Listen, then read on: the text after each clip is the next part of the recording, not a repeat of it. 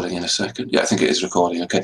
Now, you see, the reason I wanted to get you two together to talk about this, because Reese, you've made a very nice start there, and Jake, you're about to make a very nice start, I'm sure. But there's a few ways of approaching this assignment. I've done this a few times now with students, and you can end up going off in the wrong direction if you're not very, very careful. So I just wanted to get you together to talk about that. So I need to share my screen and we'll have a look at the assignment brief, okay?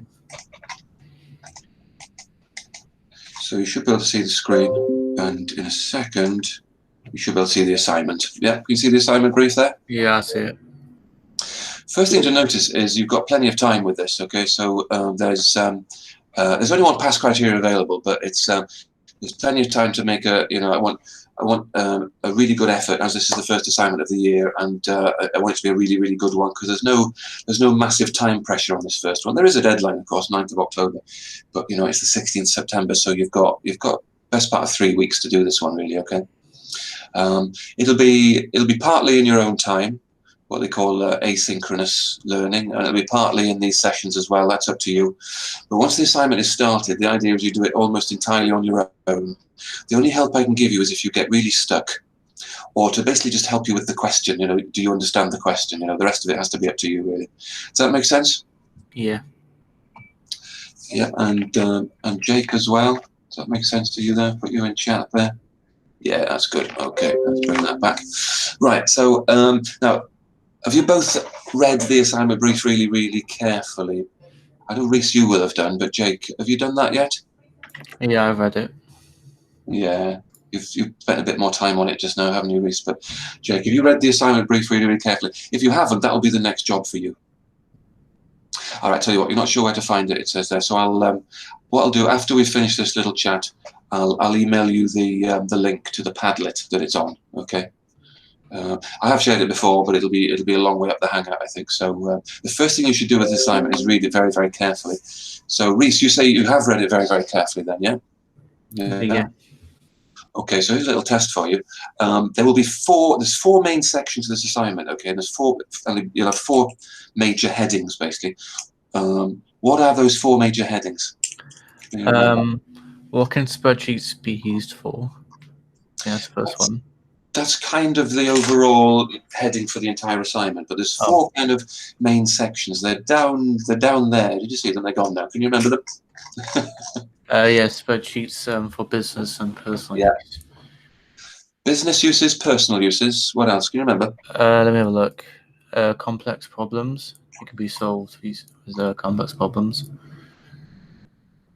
Again, that's probably the sort of the overarching thing for the whole assignment, really. But your other two headings are problem solving and decision making. Yeah. Oh, okay. I think what you were saying then was kind of describing what you have to do in the whole assignment as a whole, really. Okay. Oh, okay. Which is, you're right. You have to give examples of spreadsheets and how they're used, complex spreadsheets. Okay. Okay. But the four main headings that you'll have in your assignment will be business uses, personal uses, problem solving, and decision making. So you'll have to give examples of spreadsheets and how they're used in business, in personal matters, how they're used for problem solving, and how they're used in decision making. Okay, so this little bulleted list here on page 2 of the assignment, right? These will be your headings. In fact, what a lot of people do is this won't help you so much, Reese, actually, because you're doing Google Slides. But if you're using Google Docs, you can actually copy and paste this into your document, your Google document, and turn them into headings. Okay. Okay.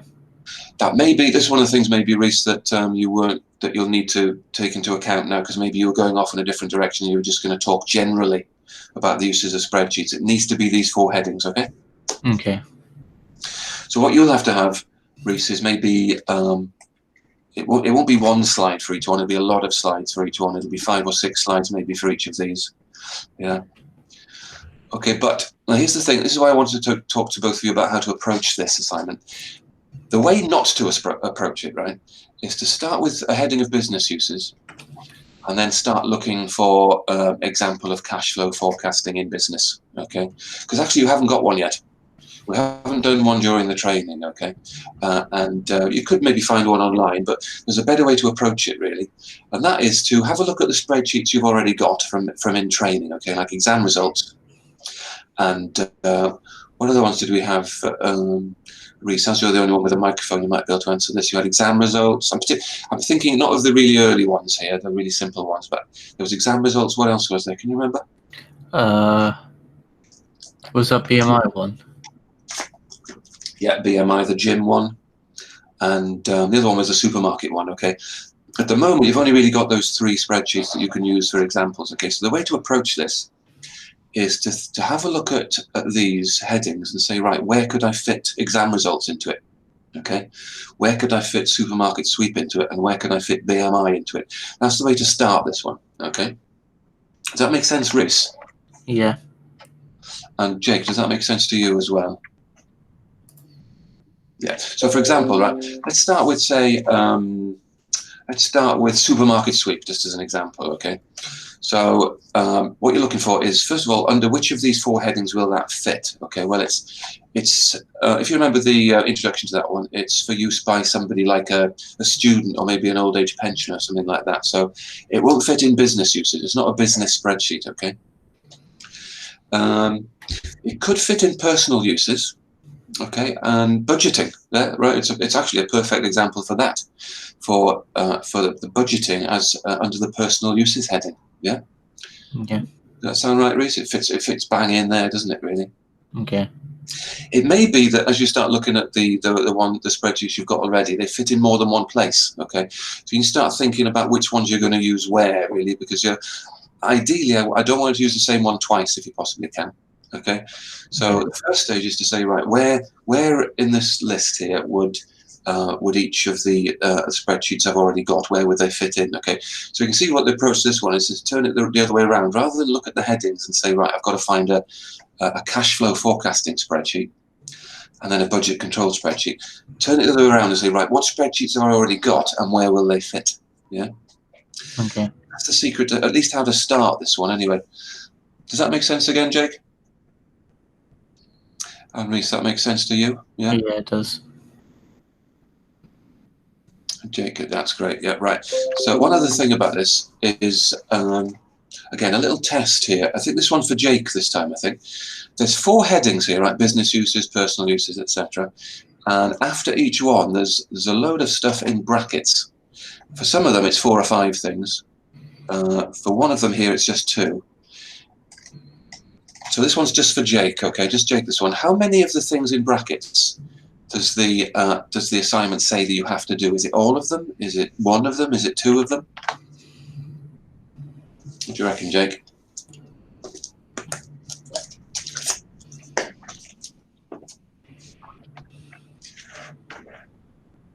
Well, actually, I just remember, Jake, you haven't read the assignment brief yet, have you? So that's probably, you probably can't answer that. No. But a very good answer, though, Jake. It is 2, actually. Yeah. If you spot, there's just a little clue at the top there. At least 2 from each. Okay. Yeah. Did you get that, Reese, as well? Did you? You've read the assignment brief, haven't you? So. Yeah. So you only have to do 2 from in the brackets. Okay.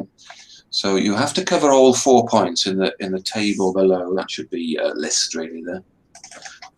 Be a better word there. And at least 2 from the EG. Okay, so for example, you have to do business uses, but you don't have to do cash flow forecasting and budget control and sales forecasting and payroll and stock control. You choose 2. Okay, so for example, payroll. For example, have you got from the examples you've done so far? Have you got an example that you could fit in that payroll section under business uses? Jake, have a go at that one, because the last question I asked you wasn't really fair, was it? Is there a spreadsheet that would fit under the business uses section under payroll that you might have done in practice?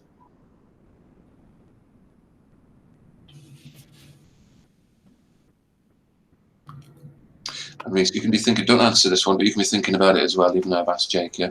So is there a spreadsheet that you've already got in your bank of, it's ready there, sitting there, ready to be used, that could fit under business uses, payroll? Okay, that's all right, Jake, yeah. He just said, just thinking, not ignoring. And Reese, have you got one? Don't say it, but have you got one? I have to You've got one? I think I do. Right, okay. What do you reckon, Jake? There is one. It's actually one of the, not one of the early ones because they're not complex enough, but one of the sort of middling ones. The one with wages, that's it, Christmas wage bill. Yeah, it's just about complex enough to use, that one.